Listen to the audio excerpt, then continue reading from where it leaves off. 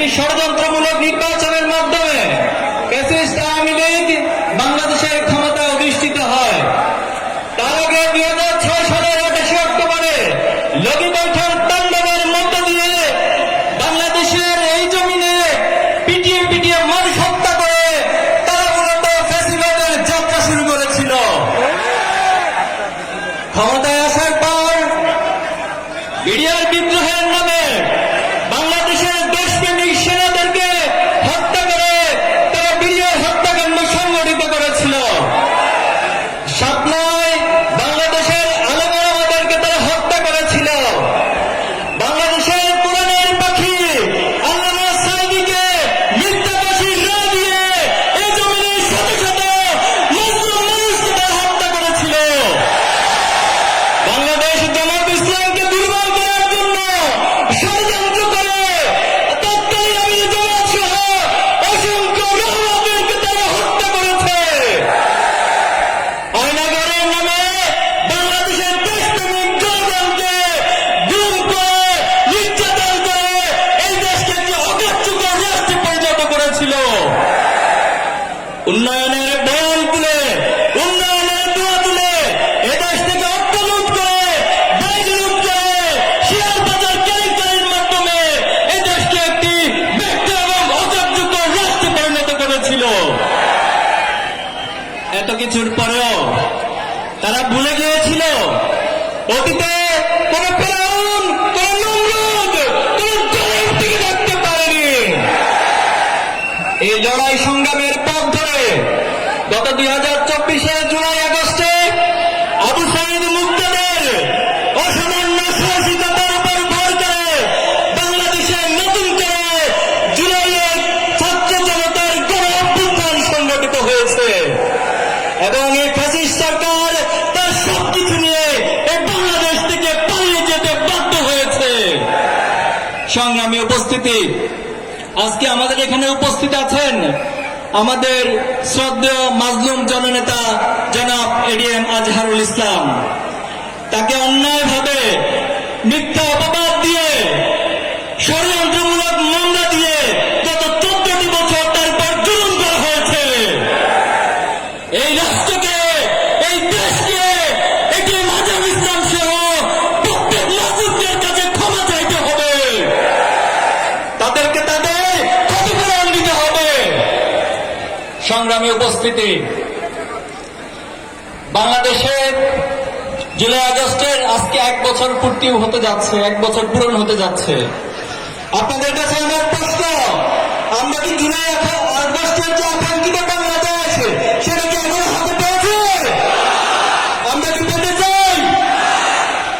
আজকে যারা ক্ষমতায় আছেন তাদেরকে আমরা পুরোপুরি ব্যর্থ বলতে চাই না, কিন্তু তারা তাদের উদাসীনতা, তাদের অযোগ্যতা, দুর্বলতা দিয়ে তারা বিপ্লবকে দমন করতে পারে না। তাদেরকে বলতে চাই, আপনারা স্বাভাবিক কোন প্রক্রিয়ায় ক্ষমতা অধিষ্ঠিত হন নাই।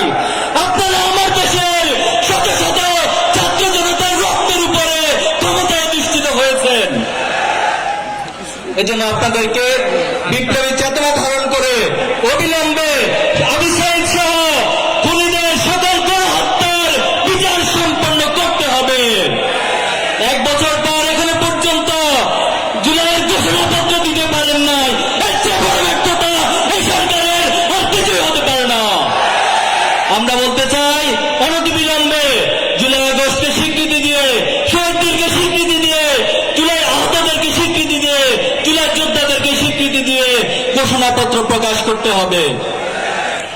এই রংপুরের জনপদ স্বাভাবিক কোন জনপদ নয়। এই রংপুরের জনপদ শহীদের জনপদ। এই রংপুরের জনপদ রক্তাক্ত জনপদ। যুগে যুগে এই জনপদে ইসলাম প্রচারের জন্য, দিন প্রচারের জন্য, ন্যায় প্রচারের জন্য, ন্যায় প্রতিষ্ঠার জন্য অসংখ্য ভাইরা জীবন দিয়েছে।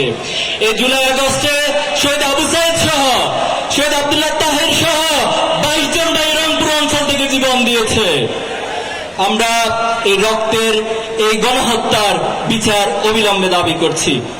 প্রিয় উপস্থিতি, বর্তমান সময়ে কেউ কেউ নিজেদেরকে প্রধান দল এবং ক্ষমতাশীল দল হিসেবে আত্মপ্রকাশ পরিচয় দেওয়ার চেষ্টা করে। আপনারা কি দেখেছেন বাংলাদেশে গত 3টি টার্ম যুব সমাজ এদেশের জনগণ ভোট দিতে পারে নাই।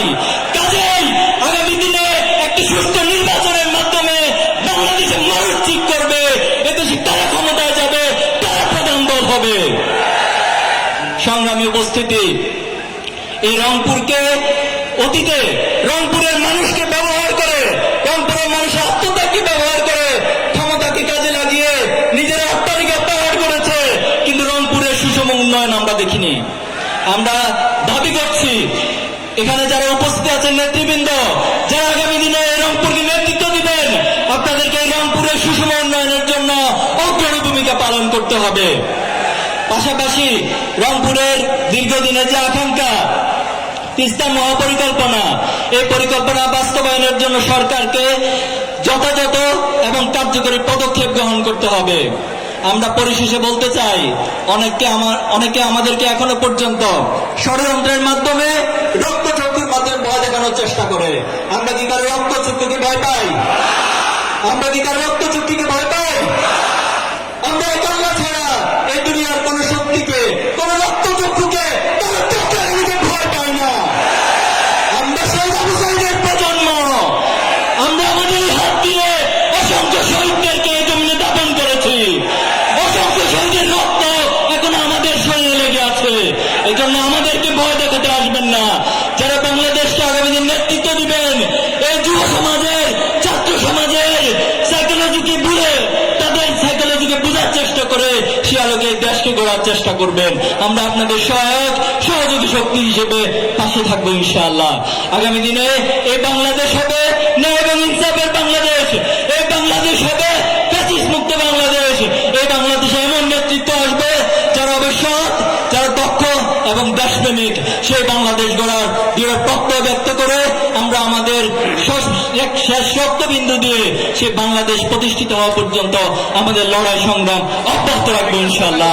বাংলাদেশ জিন্দাবাদ, ইসলামী ছাত্র শিবির জিন্দাবাদ, সাহসিকতা ও বীরত্বের প্রতীক বীর রংপুরবাসী